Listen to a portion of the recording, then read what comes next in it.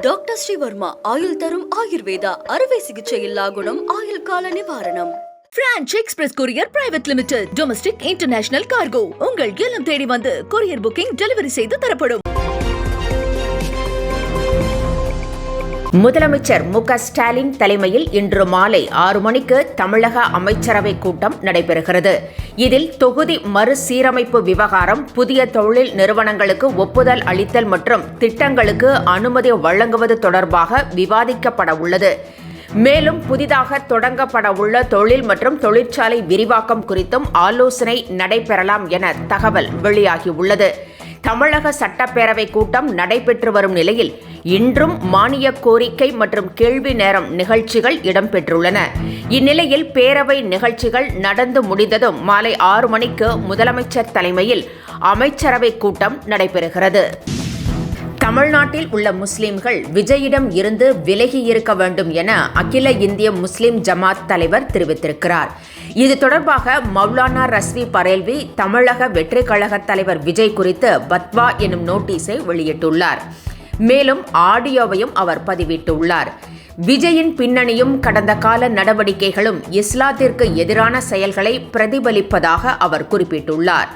மது அருந்துபவர்கள், சூதாட்டக்காரர்கள், சமூக விரோத சக்திகளை இஃப்தார் விருந்துக்கு அழைப்பதை அனுமதிக்க முடியாது என்றும் இது பாவம் என்றும் இஸ்லாம் விதி சொல்வதாகவும் பரேல்வி கூறியுள்ளார்.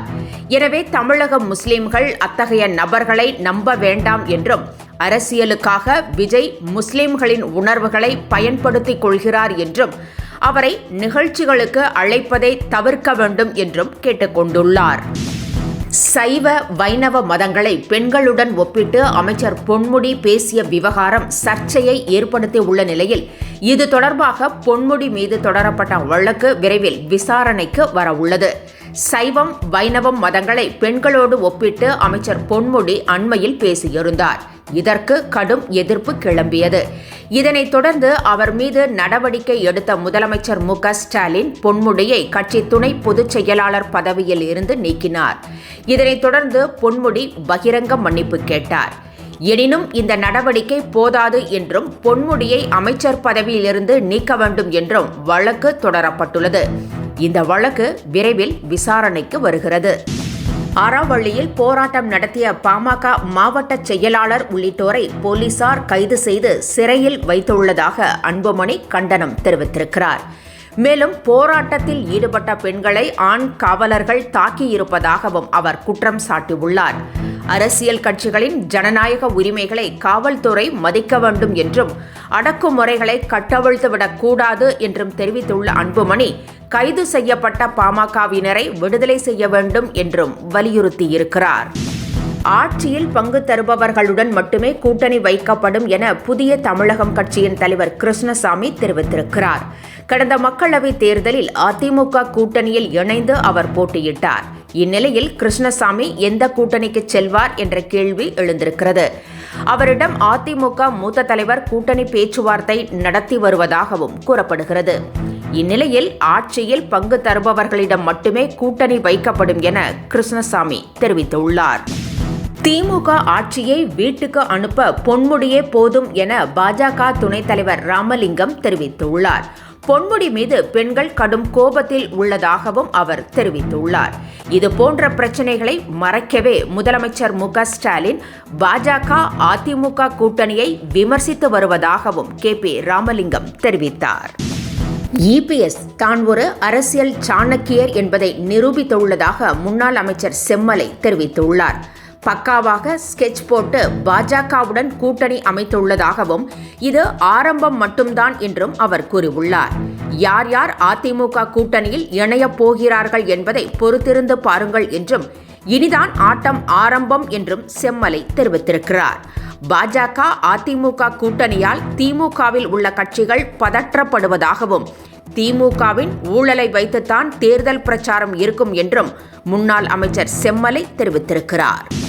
தமிழகத்தில் வெப்ப அலை வீச வாய்ப்புள்ளதாக வானிலை ஆய்வு மையம் எச்சரித்திருக்கிறது. கோடை வெப்பத்தின் தாக்கத்தால் கடும் வெப்பம் சுட்டெரித்து வருகிறது. எனினும் சில இடங்களில் பரவலாக மழை பெய்து வருகிறது. என்றாலும் வெப்பம் குறைந்த பாடில்லை. இந்நிலையில் இன்று வெப்ப அலை வீசக்கூடும் என்பதால் பொதுமக்கள் காலை 11 மணி முதல் 4 மணி வரை வெளியே வர வேண்டாம் என அறிவுறுத்தப்பட்டுள்ளது. மதிய நேரத்தில் கடுமையான வேலைகளை செய்ய வேண்டாம் என்றும் வெயிலில் வேலை செய்பவர்கள் மதியம் ஓய்வு எடுக்க வேண்டும் என்றும் அறிவுரைகள் வழங்கப்பட்டுள்ளன. குறிப்பாக வெப்ப அலையை எதிர்கொள்ள தேவையான அவசர கால மருந்துகளை அனைத்து தொழிற்சாலைகளிலும் தயார் நிலையில் வைத்திருக்க வேண்டும் என்றும் வலியுறுத்தப்பட்டுள்ளது. ஒத்த ரூபாயும் தாரேன் பாடலை பயன்படுத்தியதற்காக GBU குழுவுக்கு இளையராஜா நோட்டீஸ் அனுப்பிய விவகாரம் பெரும் புகைச்சலை கிளப்பியுள்ளது. இந்நிலையில் CS அமுதன் ஒரு தகவலை தெரிவித்துள்ளார். 2022ஆம் ஆண்டு ரத்தம் படத்தில் ஒரு கூட்டு கிளியாக பாடலை பயன்படுத்த இளையராஜாவை அணுகிய போது பணம் வாங்காமலேயே அவர் ஓகே சொல்லிவிட்டதாகவும், இளையராஜா பணத்தை விரும்புவதில்லை என்றும் அவரிடம் அனுமதி கேட்க வேண்டும் என்பதையே விரும்புவதாகவும் CS அமுதன் தெரிவித்திருக்கிறார். வரும் காலங்களில் காலை உணவு திட்டத்தில் மாற்றத்தை கொண்டுவர தமிழக அரசு முடிவு செய்துள்ளது. இது தொடர்பாக சட்டப்பேரவையில் அமைச்சர் கீதா ஜீவன் விளக்கமளித்துள்ளார். காலை உணவில் அரிசி உப்மாவிற்கு பதில் பொங்கல், சாம்பார் வழங்கப்பட உள்ளதாக அமைச்சர் கூறியுள்ளார். காலை உணவு திட்டத்தால் அரசு பள்ளிகளில் மாணவர்களின் சேர்க்கை அதிகரித்திருப்பதாகவும், குழந்தைகளின் ஊட்டச்சத்து அதிகரித்து ஆரோக்கியமாக உள்ளனர் என்றும் கூறிய அமைச்சர், சத்துணவுக்கான உணவு ஊட்டு மானியம் 61 கோடியாக உயர்த்தப்படும் என்றும் தெரிவித்தார். தனியார் ஹஜ் ஒதுக்கீடு ரத்து செய்யப்பட்டது குறித்து தமிழ்நாடு முதலமைச்சர் MK ஸ்டாலின் பிரதமருக்கு கடிதம் எழுதியுள்ளார். 2025ஆம் ஆண்டு ஹஜ் புனித பயணத்திற்கு முஸ்லிம் மக்கள் ஆவலுடன் தயாராகி வரும் நிலையில் தனியார் ஹஜ் ஒதுக்கீடு ரத்து செய்யப்பட்டிருப்பது தமிழகம் உட்பட ஆயிரக்கணக்கான இந்திய முஸ்லிம்கள் மத்தியில் வருத்தத்தை ஏற்படுத்தி உள்ளதாக முதலமைச்சர் MK ஸ்டாலின் அந்த கடிதத்தில் குறிப்பிட்டுள்ளார். ஹஜ் என்பது இஸ்லாத்தின் 5 பெரும் கடமைகளில் ஒன்றாக கருதப்படுவதாக குறிப்பிட்டுள்ள முதலமைச்சர், தனியார் ஹஜ் சுற்றுலா ஏற்பாட்டாளர்களுக்கு ஒதுக்கீடு செய்யப்பட்டிருந்த 55,000 இந்திய இடங்கள் ரத்து செய்யப்பட்டதை முதலமைச்சர் சுட்டிக்காட்டியுள்ளார். எனவே இந்த பிரச்சனையில் பிரதமர் உடனடியாக தலையிட்டு சவுதி அரேபிய அரசிடம் எடுத்துச் சென்று பிரச்சனைக்கு தீர்வு காண வேண்டும் என்றும் முதலமைச்சர் வலியுறுத்தியுள்ளார். டாக்டர் ஸ்ரீவர்மா ஆயுள் தரும் ஆயுர்வேதா அறுவை சிகிச்சை இல்லா குணம் ஆயுள் கால நிவாரணம். Branch express courier private limited domestic international cargo உங்கள் இல்லம் தேடி வந்து கொரியர் புக்கிங் டெலிவரி செய்து தரப்படும். என்றும் உங்களுடன் மை இந்தியா. முக்கிய செய்திகளை உடனுக்குடன் தெரிந்து கொள்ள சப்ஸ்கிரைப் பண்ணுங்க, பெல் பட்டனை பிரஸ் பண்ணுங்க. என்றும் உங்களுடன் மை இந்தியா.